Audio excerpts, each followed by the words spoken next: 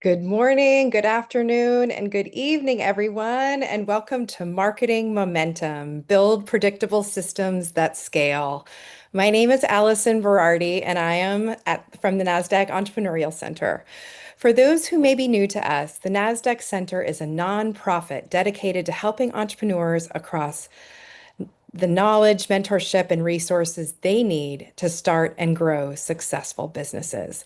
Today's session is designed specifically for founders building companies with significant growth ambitions. Whether you're raising capital, managing venture investors, scaling go-to-market, entering new markets, or preparing your company for long-term scale and exit opportunities. Many of you are operating in environments where speed, scale, and capital efficiency matter, and where decisions are shaped by investor expectations and rapid growth.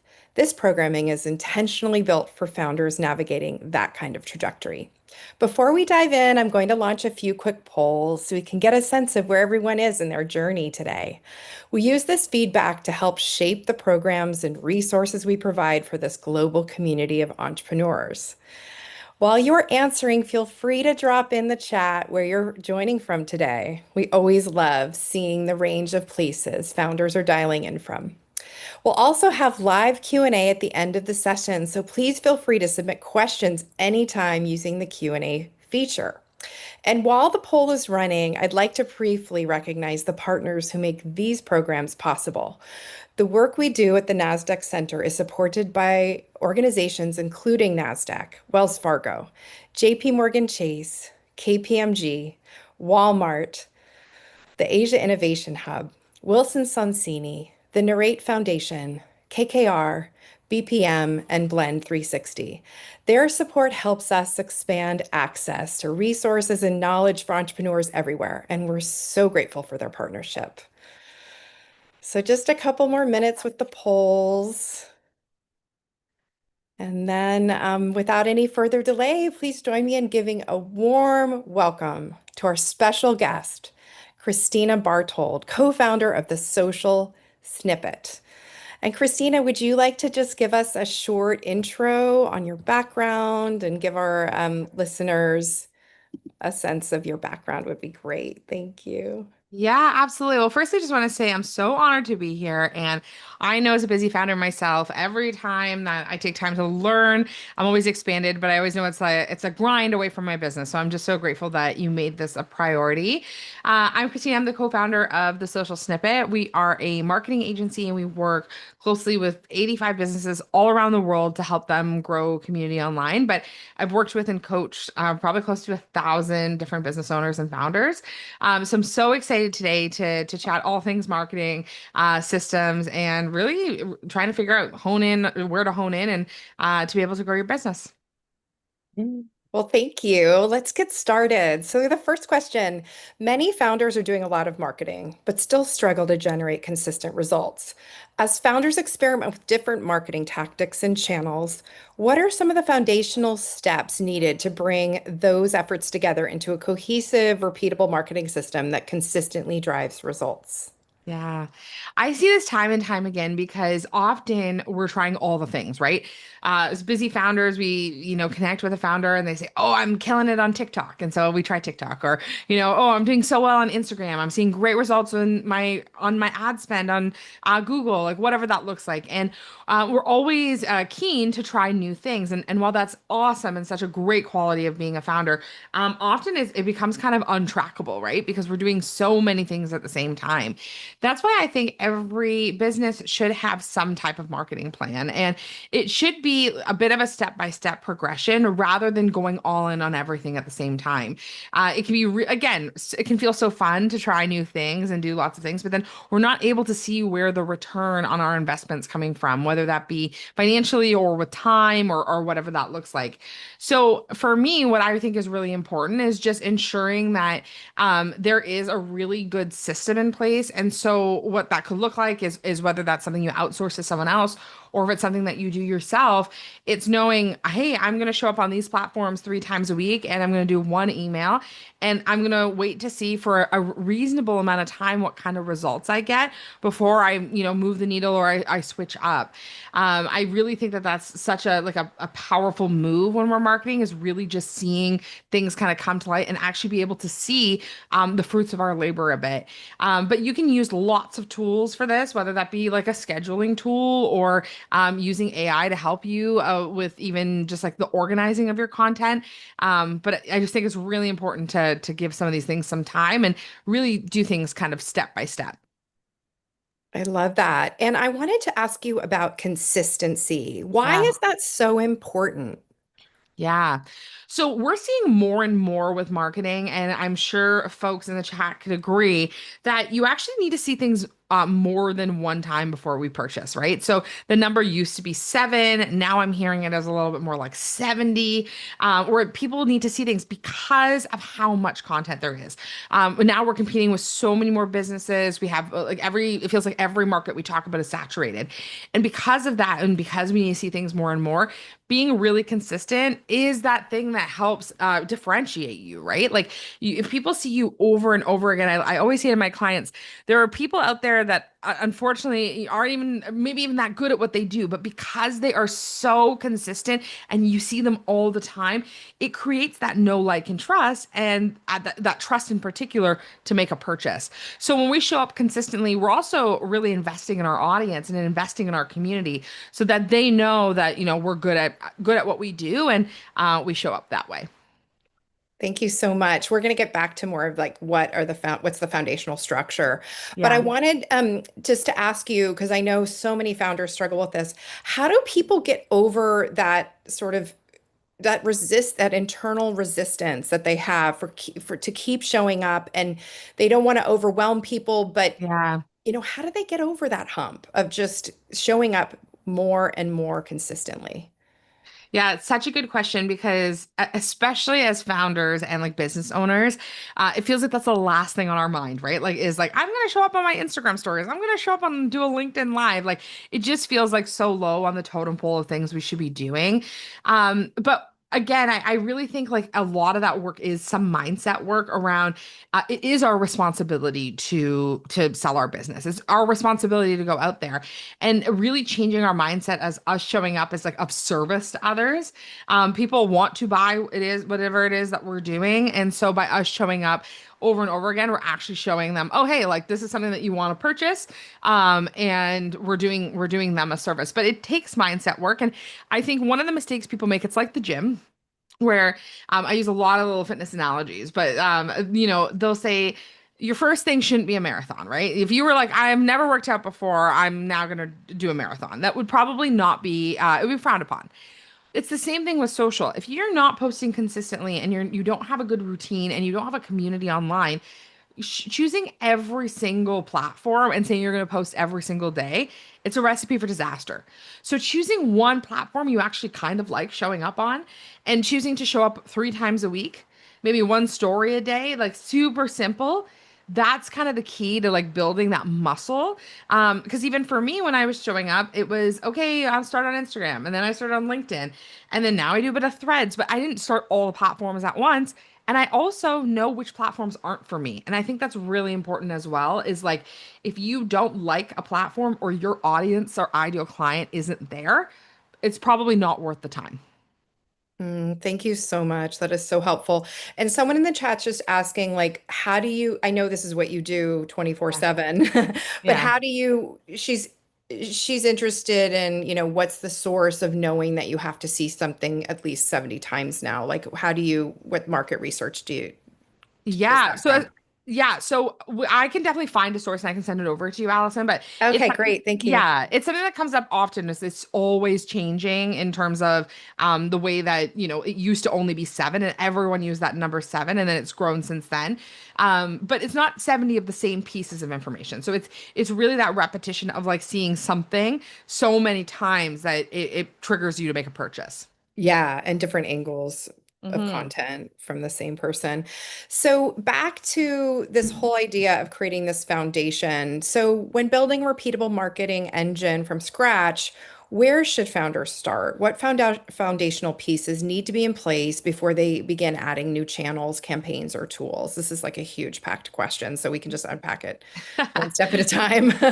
I'll start it and tell me if I missed something. Okay, great. Uh, so what I would say, Allison, is I would really encourage people to choose one platform. So go on one platform and I would do some market research with your ideal client. So say you own like a store or like a brick and mortar, going to your ideal clients and asking like, where do you like to show up? Yeah. Where is it that you like showing up? Maybe you're a tech founder. If you're a tech founder, maybe your people are more on LinkedIn. Like really trying to figure out the one platform where you're going to get most bang for your buck. Learn there, engage there, have conversations there, and that's where you'll start to see the return. The thing that I see people do all the time, and I've mentioned it already, but they'll say, "Oh, like this person's having such good results here." That's great for that person, but that actually might not work for your business. And I use this example often, but I had a client who worked with us, and they were, in their 70s, and their ideal client was a similar age, and they really couldn't crack TikTok. And they were like, "It's so hard. We can't crack TikTok." I was like, that's actually not really where your ideal client is. Like, of course there's 70-year-olds on TikTok, but is that the majority? And if you're not spending any time on Facebook, like, is that the right spot for you to be? So really finding where that home is for you to be really getting started and building from that place. And success leaves clues with this kind of stuff. So if you see great engagement, if you're seeing good conversations from content, if you're seeing that, that's a measure of success. It doesn't only have to be likes or even follows, but really even just conversations. I always say I'd rather have money in the bank than followers. So I really think that, really watching what's working and then you can replicate it to a second platform after. It's so helpful. What would you say would be a really good test campaign time frame? Mm. Yeah, it depends kind of on the platform, I would say, but reasonably, I would say 3 months. Yeah. 3 months is a good amount of time, especially to be honest. If you're outsourcing it to someone, they should be able to give you a really good roadmap and you should see wins fast. Like, but if you're doing it DIY, which I always encourage like early stage founders in particular to do, I probably turn away more work than we get, because I think people should try some of the stuff on their own and see what works. And people are loving, they're loving like founder led content. They're loving stuff that's really like personal. That's why we're seeing this rise of personal brands.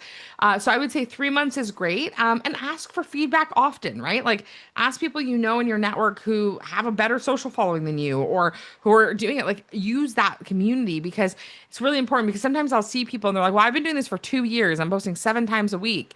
I'm seeing no traction. And it's like, yeah, because you're posting the same kind of thing 7 times a week. It didn't work for the first year. Like, let's try to like innovate a little. So sometimes it's about trying new things as well. Thank you so much. That's so informative. So there's a question in the chat. I want to get these as they come in because they're going to be relevant to the questions. But I'm one of those founders who has always felt that repeatedly sending information about our company might come across as being too pushy.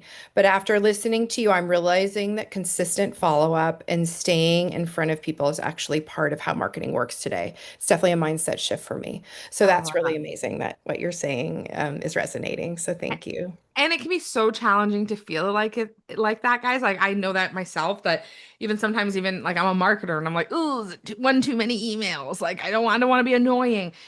People will self-select. Like they will decide if they think that this isn't a fit for them. And most of the time when we hear from a brand, we're happy to hear from them. So especially, if it's an ideal client fit, they're happy to hear from you. So trying to find different ways to reach those people is so important. Great. And then somebody's asking about are webinars better than videos? I think it just depends, right, on the content. Yeah, I think on social media, I probably wouldn't be like posting a lot of webinars, but I'm thinking maybe something like a LinkedIn Live maybe might be what they're asking. And I actually think LinkedIn Lives are great, and Instagram Lives are a great way for people to get real time feedback from you, right? Like they're seeing you live, unfiltered, kind of like this, right? If I had, a camera in front of me and it was just me, this might look different even with these questions. But because it's a real conversation, it's different. So it really depends on your type of business too. And also, and just to add to this, also what you're good at. And I think that's an important thing too, because for example, I'm not great at graphics. I've never have been. I've never been able to like really design anything. Everything I do looks kind of crooked. So I leave things to the experts there. But I'm decently, I think, well spoken and I love to write. And if that's easy for me, then I lean into platforms and things that lend itself to that rather than trying to be a graphic designer, right? So if you're nervous about teaching a webinar, don't teach a webinar. Like make a carousel that has a bunch of information that positions you as an expert. So you can really figure out what stuff to do at what time. That's so great. Okay. So we talked about testing a platform Yeah. for 3 months. And then can you break down some of the sort of questions that might be there around testing different types of content Hmm. in like a 3 month time frame as well? Yeah, I would say you want to try different things in that, format. And there's been I think what we're learning about social media more than ever is that they're actually really encouraging testing. So we're seeing that with, like A and B testing on ads or even trial reels on Instagram where you can post something like a reel that goes to your non-followers so you can actually get some feedback. So there's lots of stuff that I would encourage, but I think when it comes to different types of content, it's really just you trying to see what resonates with your audience, and different things resonate with different audiences, right? So, for example, I have a friend who grew an account pretty fast. He's a business owner, but he grew an account based on memes. But his client has an older demographic, so like they actually don't like memes. So like it's not converting to clients. So you need to figure out what is it about what you're doing that actually converts to clients, and what the content is that is actually resonating, like again, with your ideal person. Perfect. Thank you so much for that. As the business grows, it can be tempting to expand across more and more marketing channels. How can founders determine which channels are actually worth investing in and where they should concentrate their resources? And you basically already answered this with testing one at a time and then scaffolding from there. So thank you so much for that. Messaging channels and customer journeys all need to work together to drive results. How can entrepreneurs ensure these different components of their marketing strategy are aligned around a cohesive customer experience? Hmm. Yeah, I think that's why it's really important to do a lot of some work at least on the front end with your branding. So really having a good idea of who your ideal client is, how you serve them, and what kind of content they enjoy and what converts to clients. Even as an example for me, like with our social media, I don't see a lot of conversion when I post social media tips. That's not actually what people are always looking for from me. So really trying to figure out like what's working for people, I think is the big piece of it. And sorry, what was the second part of that question? Just so I can get that. Around how do you create that cohesion and aligned strategy for the customer experience? Yes. Yeah. So when it comes to customer experience as well, like you are likely, and this will come up in other questions as well, but you're likely being watched from many angles, right? So we're seeing that more and more where like, I'll get a discovery call or an inquiry and the person will be like, "Oh, I saw you on LinkedIn, but I was listening to your podcast and I saw this on Instagram." And like, we're that big like ecosystem that you're building. So again, you want to be consistent across all platforms, and all things lead back to how can you work with someone, how can they work with you, and how do you support or solve a problem. And I would say it's also balancing when it comes to really the customer journey. You can't be selling all the time, so it can't be like buy my product, come to my store, do this, do that, do that. It just doesn't resonate. People really really love like educational content, entertaining content, and it really does build that know, like, and trust. And when you build some of that, then you actually have you've been granted the permission to sell more. And you're selling in that content too, but it's really, again, building know, like, and trust. Christina, what would you say if we were talking about like a B2B strategy? Because many of our founders Mhm. are really working on that lane. Yeah, so I would say if it's B2B, I would probably start on LinkedIn. That's probably where I would start and see what kind of results you get there. Why I say LinkedIn as like a bit of a blanket without knowing everyone's business is because only 1% of people who are on LinkedIn are posting. And so it's like a huge opportunity to be a thought leader and for you to actually, really be a thought leader in your niche and be able to come forward. So what I would recommend is if you are B2B and you're looking to really just like enhance that like customer connection, start with some storytelling on LinkedIn. And you can even do it from like a founder account and then repost it on a company page as a way to, again, build know, like, and trust, but also to really also connect with that ideal client. That's great.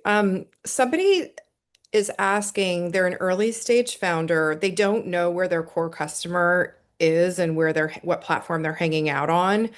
So, what would you say instead of investing, months of effort? Are there Yeah. any audience research methods or AI prompts that you could recommend for targeting a demographic?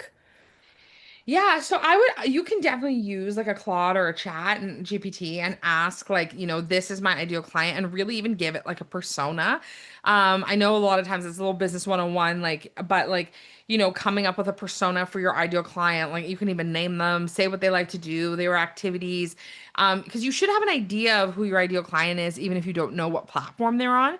Once you have that tight, that's really important. You can ask Claude, like, what social media platforms would they be hanging out on? What trends would they be a part of? Well, like, what podcasts are they listening to?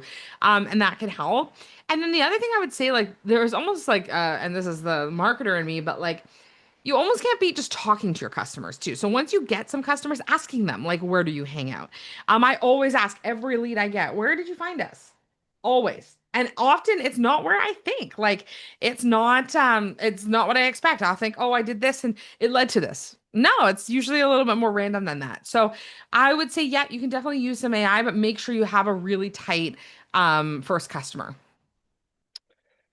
Great. Thank you so much, Christina. Yeah. Someone's asking, they are about to have their 20-year business Congrats. anniversary next month. Congratulations.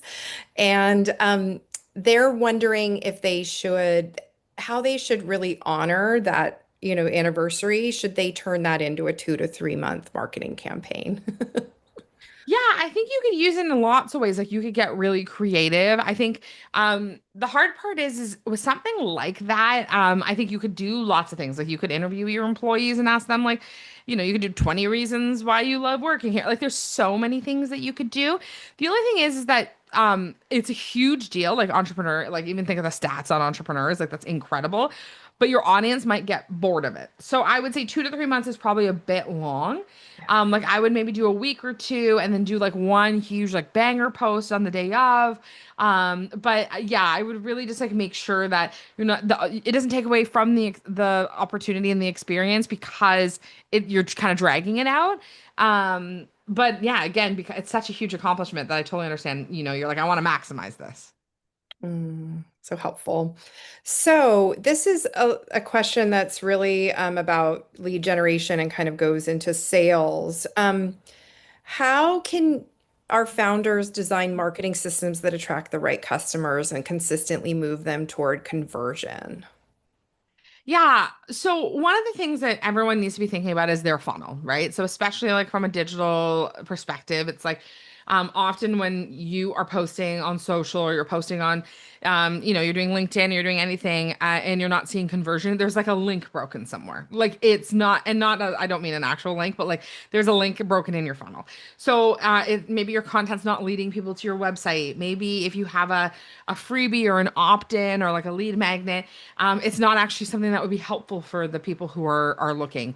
So I would say if you're like consistently trying to create like, a funnel back into your business, it's going to require one, like a lot of testing and a lot of like discernment. Like you are going to want to watch to see like, what resonates for people. When do you actually get leads? When you do this kind of posting, what happens? Does it start conversations?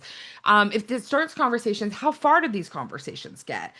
You're going to want to do a lot of data collection, which is why I think a lot of people do outsource it. But I actually love when founders and business owners do it themselves because they can see like, hey, like my content actually works because it gets people to my website, but then my website's not converting.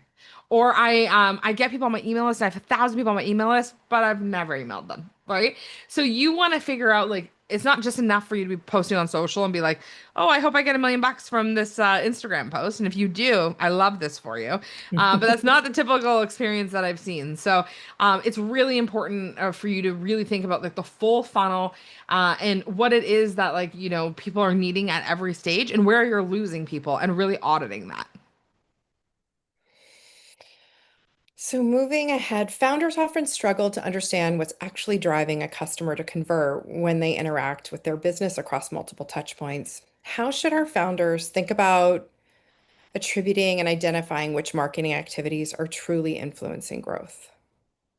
Yeah, this is such a tough question, I will say. Like, and I looked at it, in advance and was like, oof, because, and why I say this is because, as a marketer myself, working with so many clients, I know social media works. Like, I'll tell you, I know that if you post on social media, it works.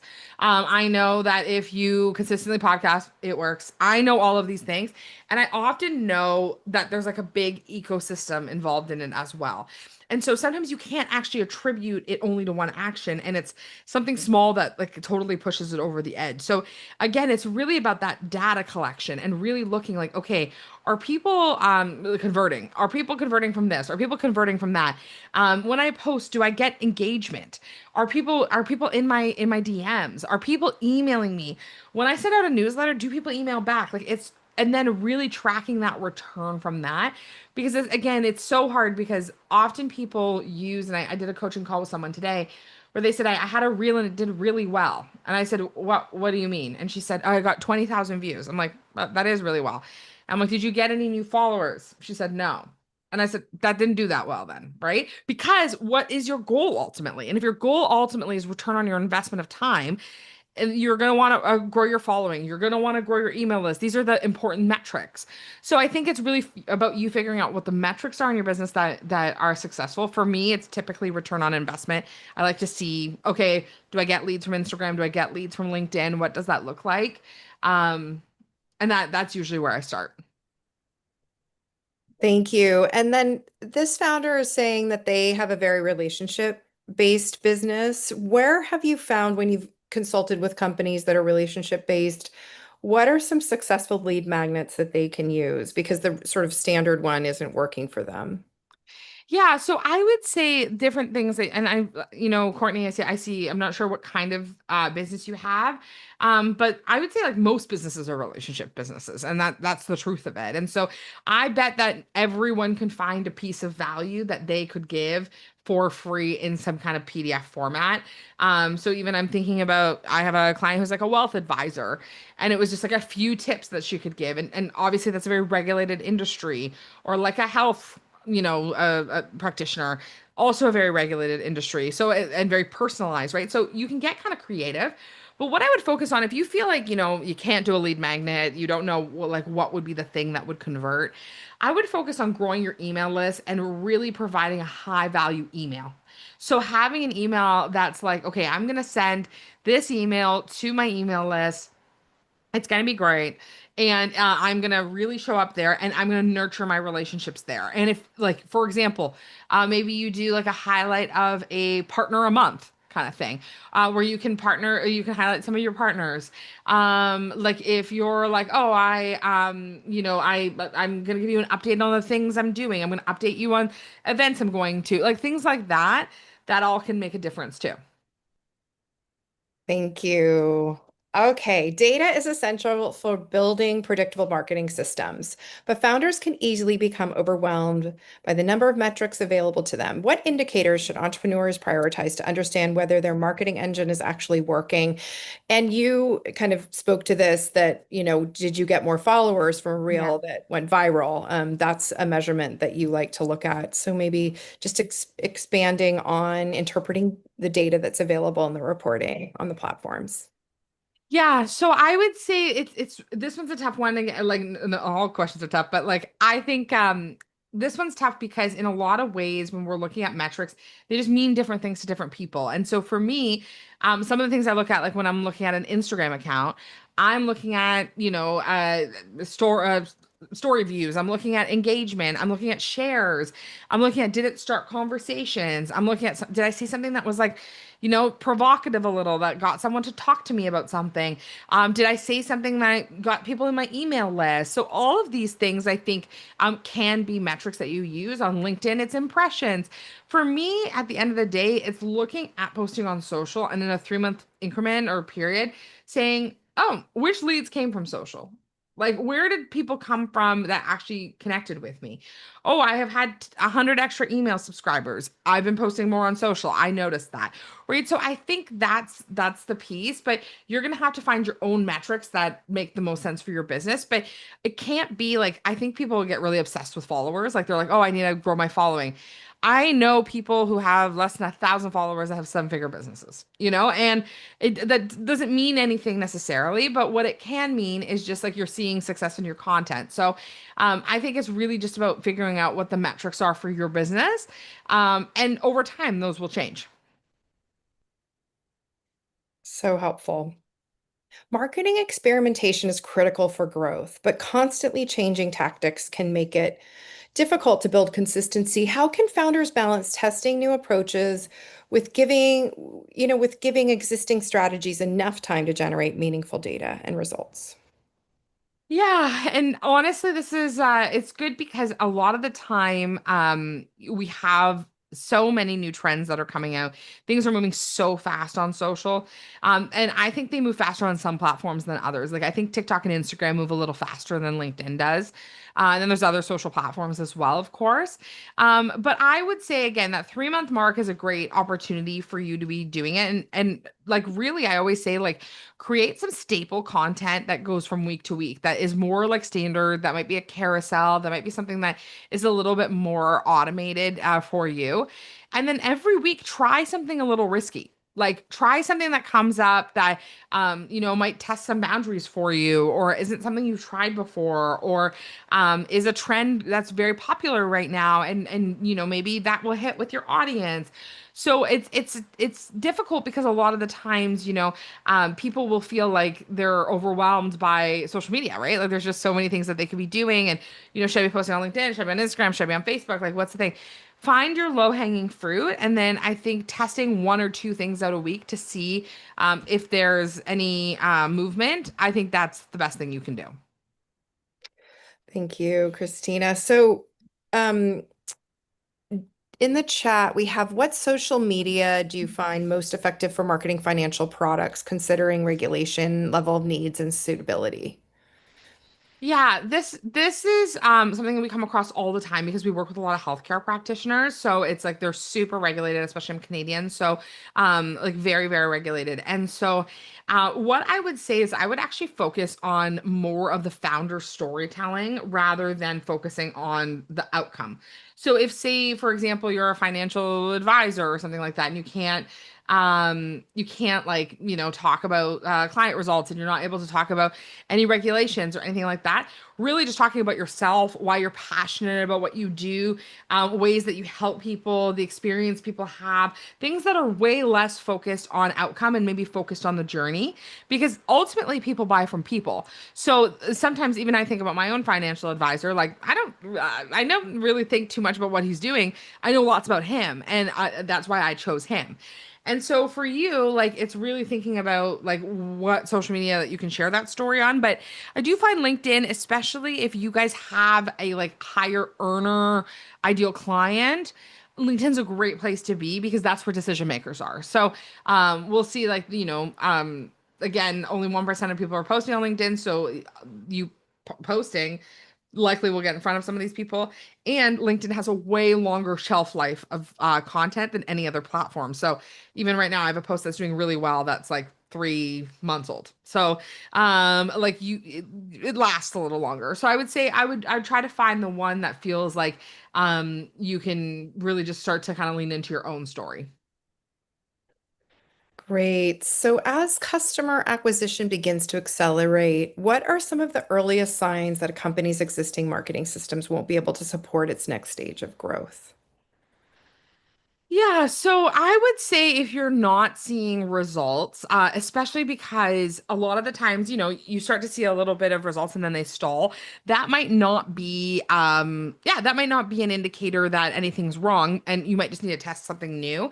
But often, like, you can kind of plateau with your marketing where you're posting consistently on a platform, Instagram, LinkedIn, like whatever. And then afterwards, you've been doing it for 3, 6 months. Maybe your audience isn't growing as much. Maybe you're not trying as many new things.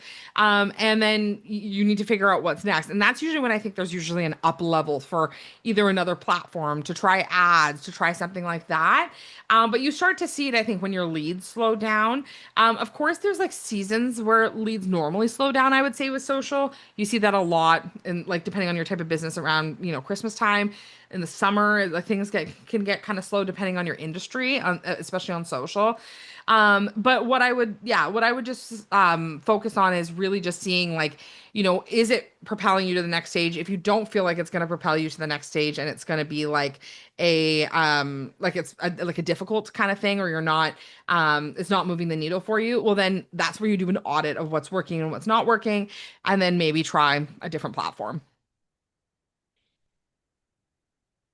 Super helpful. So, just circling back to the LinkedIn conversation that we were having Yeah. right before this, this person is asking, how much do you typically spend on LinkedIn? Is premium worth it for the business page? Yeah, so I would say I probably spend like maybe 2 to 3 hours a week on LinkedIn, like making content and stuff like that. And I've grown my following there, so that's been great. But like that's also like I built that muscle over time, right? So I've been posting on LinkedIn for like 5 years. So this is a different thing. But I would say for founders or people who are posting, I also encourage people to spend 15 minutes 5 days a week commenting on posts. So that's where you're actually growing that like impact. You're having conversations with people. I think that can be meaningful. And then I was gonna say as well on the premium page. So I do have a LinkedIn. I have one business that doesn't have a premium, and I have one that does, and the one that does significantly grows faster. So I do know that to be the truth. I can't remember how much premium is. I also pay in Canadian, so it'll be different. But I would say it's probably worth it if you want like a faster growth. You get more invites. To be able to invite people to your business page, you get better reach on your content. So it's worth it if you're like investing in LinkedIn as your platform. LinkedIn's not my only platform, so that's not where I spend all my time, but I do think it is probably worth it. Great. So many early stage companies have like very, prominent founders that are driving visibility and relationships and customer acquisition. We have so much, coming at us around personal brand. How can we really leverage personal branding in our marketing systems? And can that eventually help us, scale? Totally. Yeah, I love the personal brand conversation. I think it's just so important because people do buy from people ultimately. And I can tell you in my experience working with like 1,000 businesses, the businesses that are fearful of having like a person or the founder show up by face or don't do as well on social, and ultimately if that's your goal is like to grow your community on social, then yeah, you're not doing as well over there. And because people are buying from people, they're not buying from carousels and graphics, right? Like they're buying from others. And so I would say it's really important, and that's where like also to think about this as long-term founders, everyone, like the business I have right now probably isn't my last business. And so I want to be building the building blocks for if I ever have an exit, that I still have a personal brand, that I still own my own stuff. I have a friend who had a 7-figure exit and basically started a second company, and it started from absolute scratch because she had to give all of her social media up that she had spent all her years growing, and she didn't have anything personal. So I separate my podcast from the business, everything, because I know that that's kind of like my long-term play. So I think the personal brand thing is huge. And I think also you'll see things don't perform as well on a company page as they do on a personal brand. So often if the social snippet, my business posts something, I'll repost it as me because I really want to make sure it gets the traction it deserves. So yeah, I think the personal brand thing, unfortunately, is not a fad. It's probably sticking around for a bit. Great. So this is about entering a new market or targeting a new customer segment.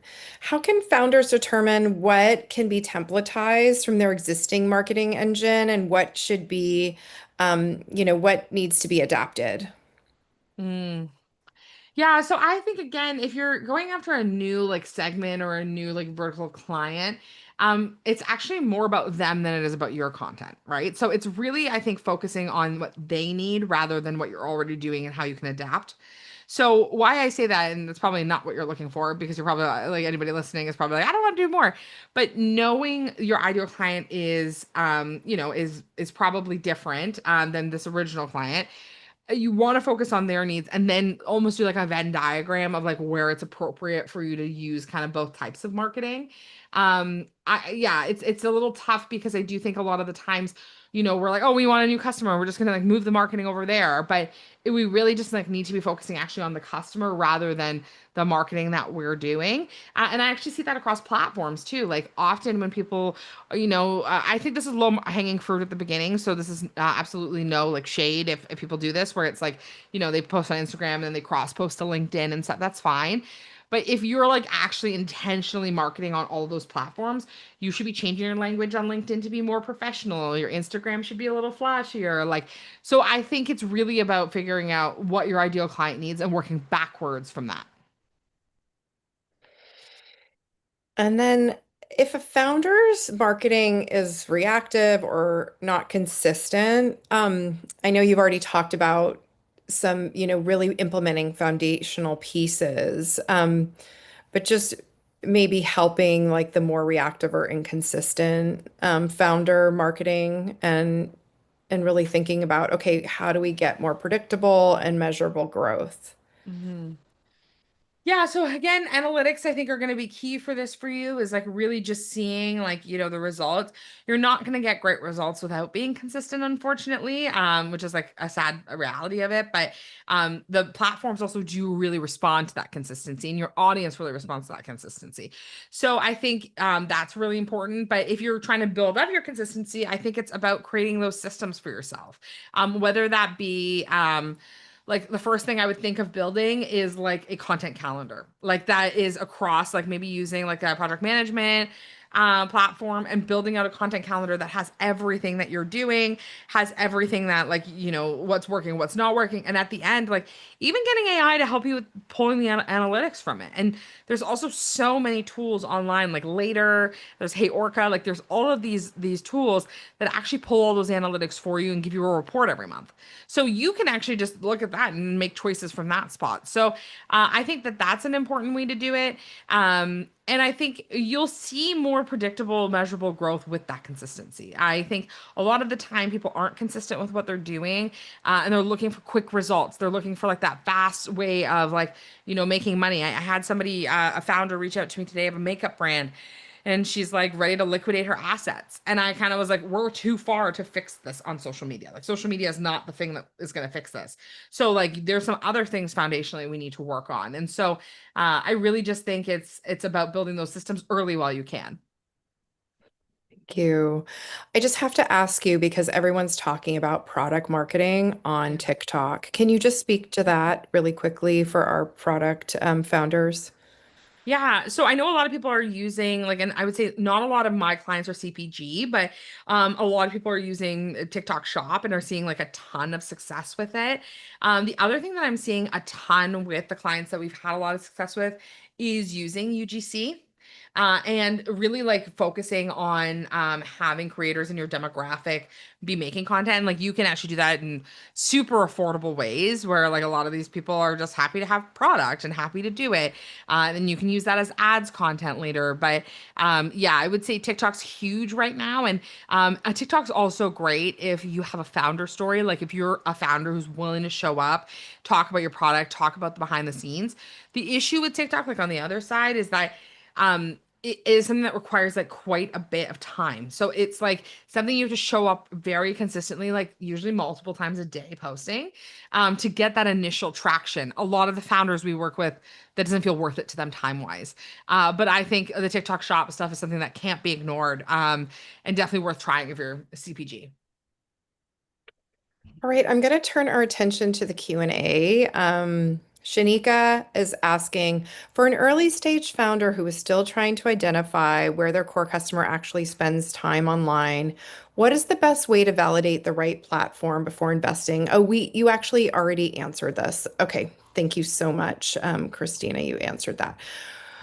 This is an anonymous attendee. We're running parallel outreach campaigns with a named enterprise list. How do we know which geographic and vertical focus to double down on first?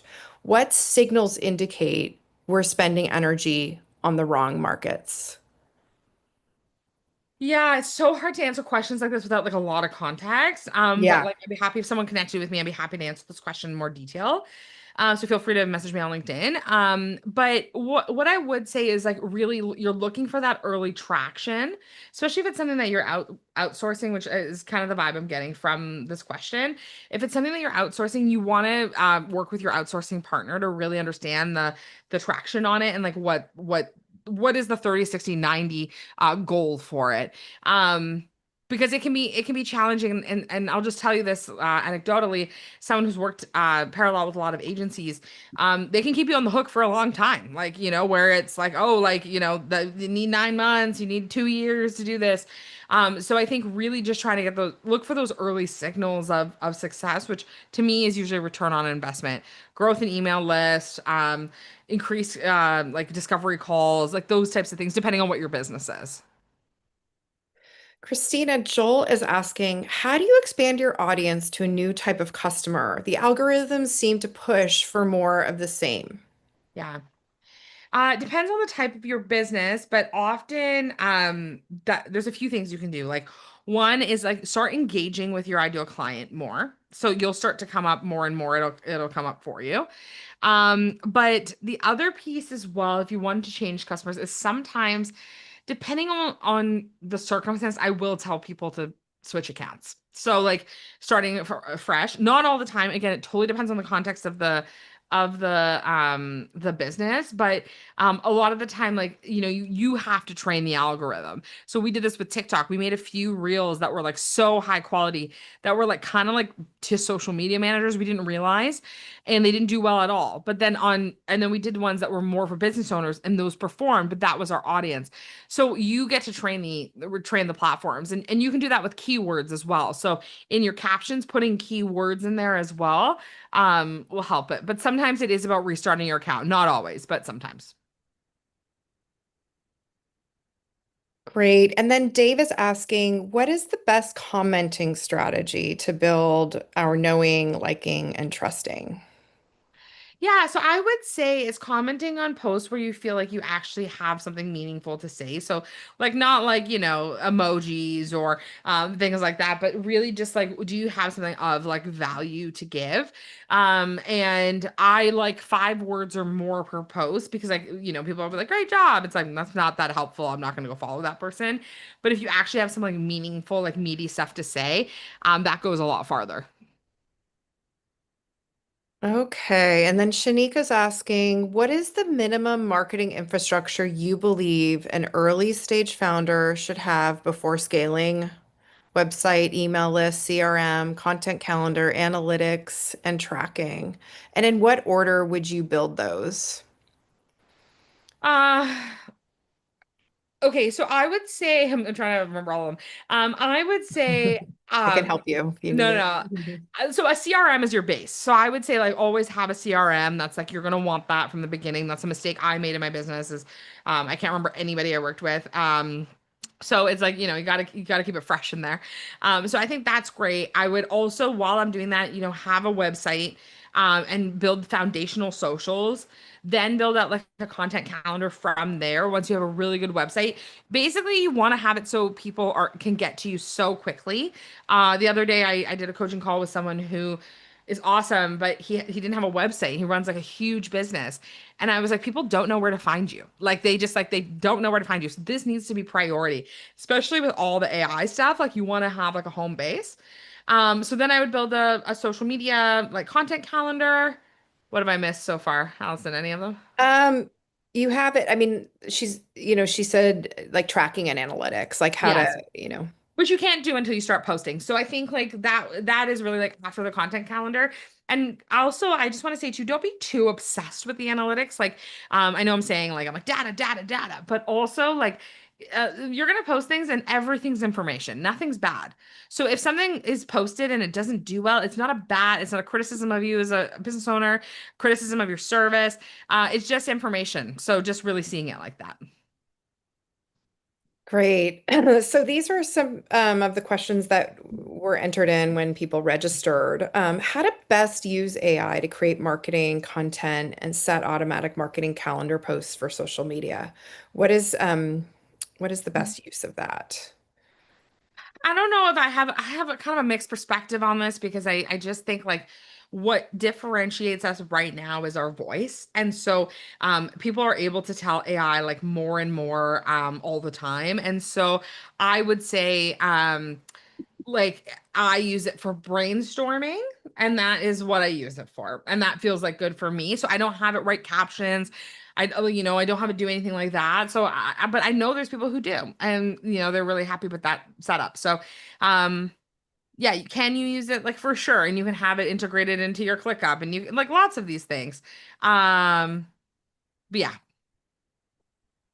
Thank you. Christina, this is going back to the whole personal branding conversation that we were having. It looks like Avi is curious, how do you balance using the founder's personal brand to build trust while still building a company that can eventually operate independently? There is hesitation, he says, with personal branding where, with the long-term goal of eventually selling. But I think you answered this saying that it's still a good idea as you move on to your next venture.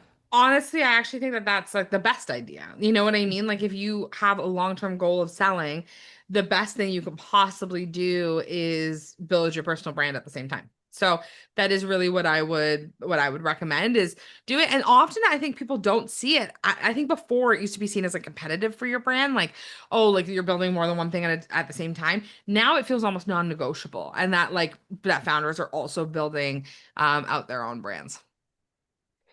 And then Cyrus, you raised your hand, but if you can just put your question in the Q&A box, we'll go back and get that. Thanks so much. Okay, so for an established B2B commercial construction company where relationships and repeat clients drive most opportunities, what would you prioritize when building a predictable marketing system that generates qualified leads without relying heavily on the founder to generate those? Yeah, I think that's where things like ads come into the play, like where you could do like different like Google ads and things like that. I know for myself, even like I bring in like the majority of the business into our business. And so that can be, long term, that's challenging, right? Especially if I go to sell, like I'm key to the operation. So I'm really making sure that you have some systems in place, I think is important. But I would say that's where things like ads really make a difference, or just focusing on building out like a marketing plan that doesn't only involve the founders. So, yes, making videos, but like, and the founder being involved in the content, but not it being only like a founder led and brought in. Does that answer the question, Allison? Yeah, I think that was great. We have one more question in the Q&A box that just arrived. For an early stage founder who is getting engagement and conversations, but not enough conversations yet, what are the first three things that you would audit in the customer journey before spending money on ads or hiring a marketing agency?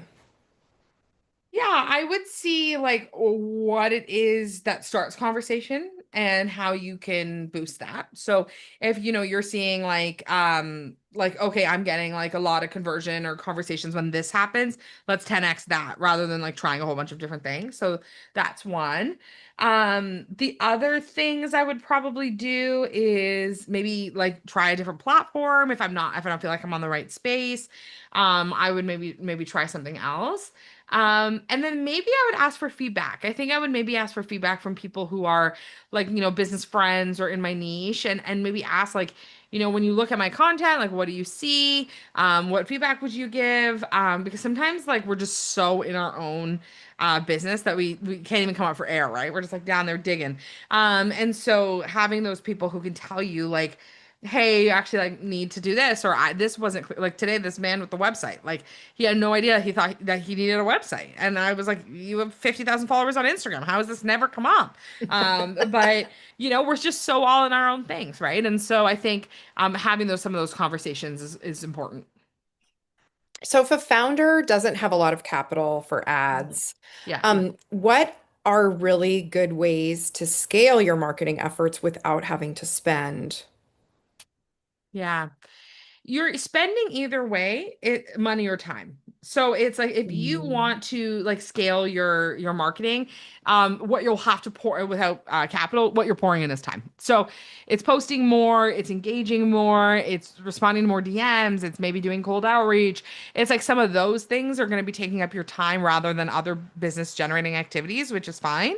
Again, everything has its season and time. So I would say I actually don't recommend people do ads immediately. If you don't have a strong organic presence, and a great website, ads are not going to work. So I really just recommend people to like kind of take that slow as well. Great. So, Christina, this is what I'm gonna cue your golden nugget for a takeaway for our audience. Well, I think my little golden nugget is to not be afraid to show up. And I know that maybe is a little more mindset-y, but really just like not being afraid to show up and try things because there are people out there who are probably doing less work than you and they're showing up and they're getting results and you deserve the results as well. So just encouraging everyone to show up. Hmm.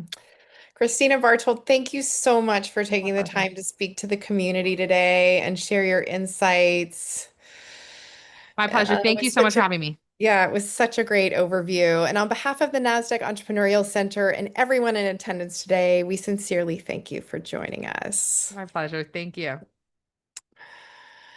We would love for you to join us for our upcoming webinars. You can view the upcoming events by using the link in the chat. Thank you all so much for joining us today. We look forward to welcoming you back online with us very soon.